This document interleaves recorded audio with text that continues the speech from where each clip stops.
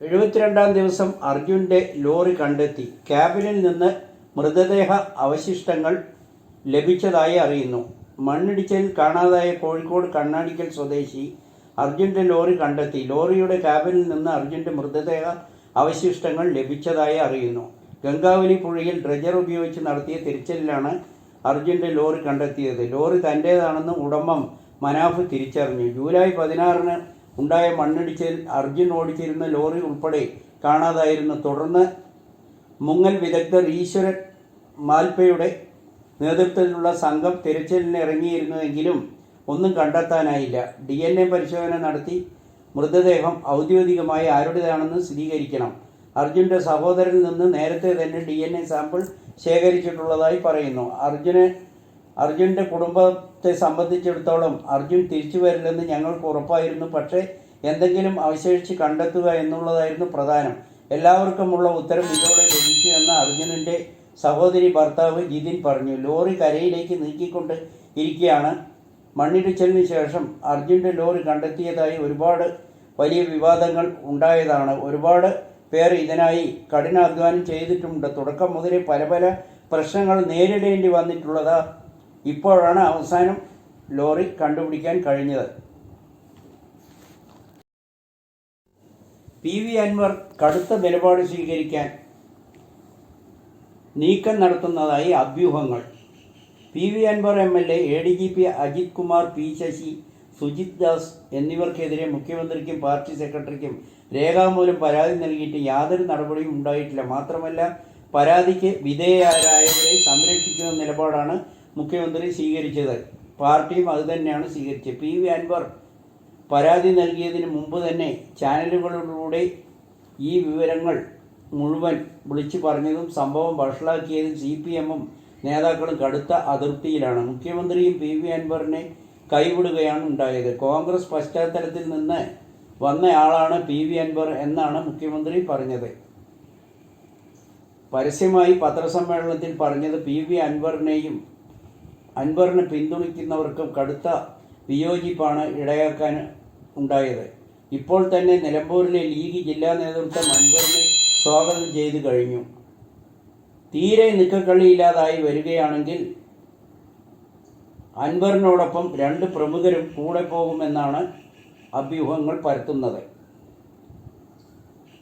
ആരൊക്കെ പോയാലും മുഖ്യമന്ത്രിക്ക് അജിത് കുമാറിനെയും P ശശിയെയും തള്ളാനാവില്ല എന്ന് തന്നെയാണ് വ്യക്തമാകുന്നത്. സിദ്ദിഖിനായി പോലീസ് തിരച്ചിൽ ഊർജിതമാക്കി. തമിഴ്നാടുമായി ബന്ധപ്പെട്ട അന്വേഷണം നടക്കുന്നു. സുഹൃത്തുക്കളുടെ സഹായത്തിലാണ് ഒളിവിൽ പോയതെന്നാണ് സൂചന. സുപ്രീം കോടതി വിധി വരുന്നതുവരെ ഒളിവിലായിരിക്കും. വിധി അനുകൂലമല്ലെങ്കിൽ സറണ്ടർ ആകാനാണ് ആലോചന എന്നറിയുന്നു. തൻ്റെ അഭിഭാഷകന്റെ നിർദ്ദേശപ്രകാരമായിരിക്കും തീരുമാനം. അതിജീവിതയും സർക്കാരും സുപ്രീം കോടതിയിൽ തടസ്സ ഹർജി നൽകാൻ തീരുമാനിച്ചു. പരാതിക്കാരി തൻ്റെ ഭാഗം കൂടി കോടതി കേൾക്കണമെന്ന് ആവശ്യപ്പെടുകയാണ്. സർക്കാരിൻ്റെ അലംഭാവത്തിനെതിരെ ഹൈക്കോടതി രൂക്ഷ വിമർശനം നടത്തിയിരുന്നു. തെളിവുകളും സാക്ഷികളും സിദ്ദിഖിനെതിരാണ്. ഇതെല്ലാം വ്യക്തമായി നിർത്തിയാണ് പോലീസ് കോടതിയെ അറിയിച്ചത്. കോടതിയുടെ ഭാഗത്തു നിന്നുണ്ടായ കാര്യങ്ങൾ സിദ്ദിഖിന് എതിരാണ്. സിനിമാ മേഖലയിലെ ഇടത് അനുഭാവികളായവർ സിദ്ദിഖിന് പിന്തുണ നൽകുന്നുണ്ട്. സർക്കാരും നല്ല സ്വാധീനമുള്ളവരും ഇക്കൂട്ടത്തിൽ ഉൾപ്പെടുന്നു. പോലീസിനും അവർക്ക് പിടിപാടുകൾ ഉണ്ടെന്നാണ് അറിയുന്നത്. ഹേമ റിപ്പോർട്ട് വർഷങ്ങൾ പുറത്തുവിടാതെ കാത്തു സൂക്ഷിച്ചത് ഒളിവിൽ പോകുന്നതിന് മുൻപ് തന്നെ സിദ്ദിഖിൻ്റെ അഭിഭാഷകനായ മുകുൾ വാസകൃഷ്ണനുമായി ചർച്ച നടത്തിയാണ് ഇത് സുപ്രീം കോടതിയിൽ ഹർജി നൽകാനാണ് തീരുമാനിച്ചിരിക്കുന്നത്. സിദ്ദിഖിൻ്റെ എല്ലാ ഫോണുകളും സ്വിച്ച് ഓഫാണ്. സുഹൃത്തുക്കളുടെ കാറിലാണ് മുങ്ങിയതെന്നും പറയുന്നു. അതിജീവിതയ്ക്കായി കോടതിയിൽ ഹാജരാകുന്നത് പ്രമുഖ അഭിഭാഷക വൃന്ദ ഗ്രോവർ ആണ്.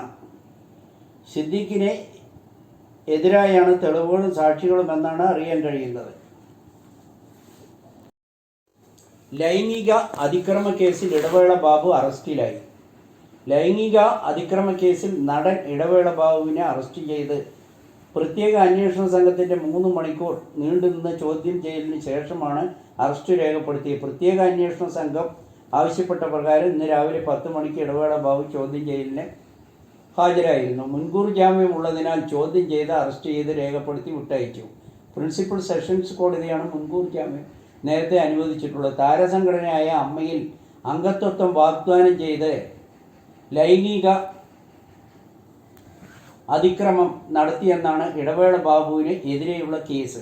അംഗത്വം അപേക്ഷ പൂരിപ്പിക്കാനായി നടിയോട് ഫ്ളാറ്റിലേക്ക് വരാൻ ആവശ്യപ്പെട്ടെന്ന് അപേക്ഷ പൂരിപ്പിച്ച് കൊണ്ടിരുന്നപ്പോൾ കഴുത്തിൽ ചുംബിച്ചുവെന്നുമാണ് പരാതിയിൽ പറയുന്നത്.